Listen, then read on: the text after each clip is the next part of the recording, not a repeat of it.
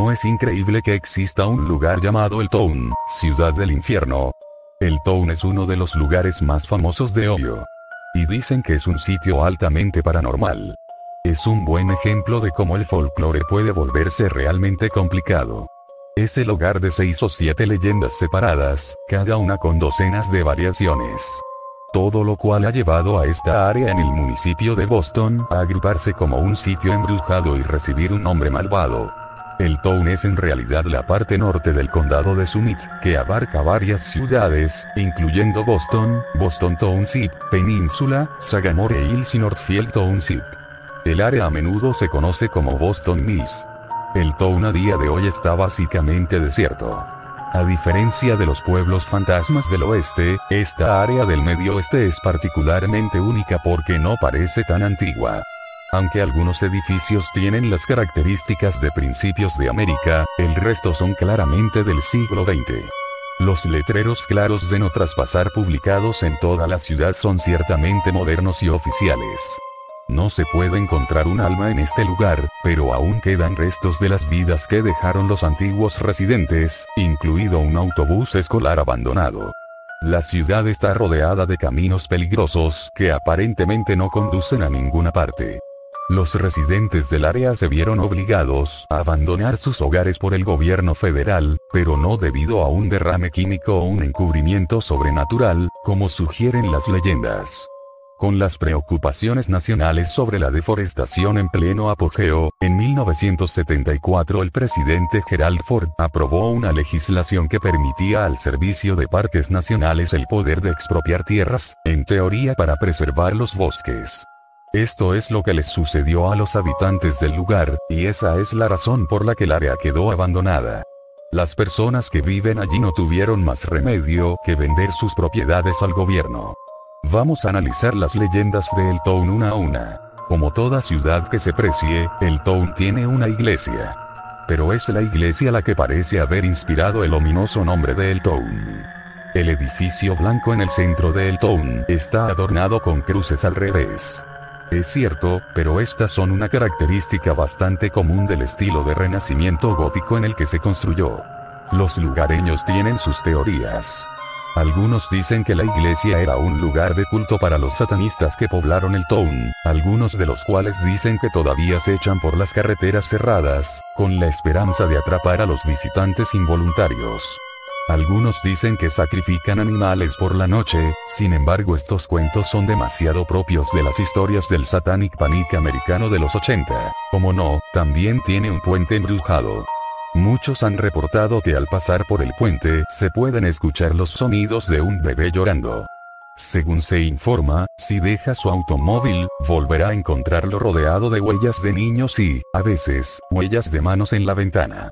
No hay muchos detalles sobre la historia de origen del puente, solo que un niño fue arrojado desde su borde y murió, que es el caso más frecuente en todos los puentes embrujados. Los mutantes. Los mitos de El Town también abarcan sobre seres extraños. Hay seres mutantes en la zona.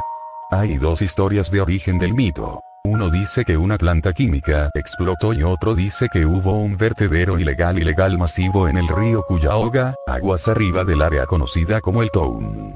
Estas historias conducen a la creación de una enorme pitón de 30 pies, mutada así debido a los productos químicos vertidos. Se la conoce como pitón de la península, una serpiente gigantesca que dicen que deambula por los bosques de El Town en busca de comida humana. Otras historias de animales mutados y violentos se han escuchado durante años. La verdad detrás de esto es que nunca ha habido una planta química en el área y el rumor del derrame químico puede provenir del descubrimiento de 1985 de desechos tóxicos que se arrojaron en el vertedero local. El vertedero fue descubierto cuando un excursionista en el parque se enfermó después de tocar algo que salía de unos tambores oxidados en dicho vertedero. El excursionista murió más tarde en un hospital cercano.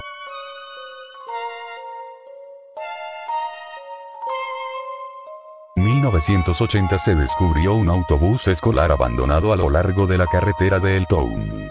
Si bien existen numerosas posibilidades razonables de cómo llegó ahí el autobús escolar, las leyendas se crearon alrededor de lo paranormal.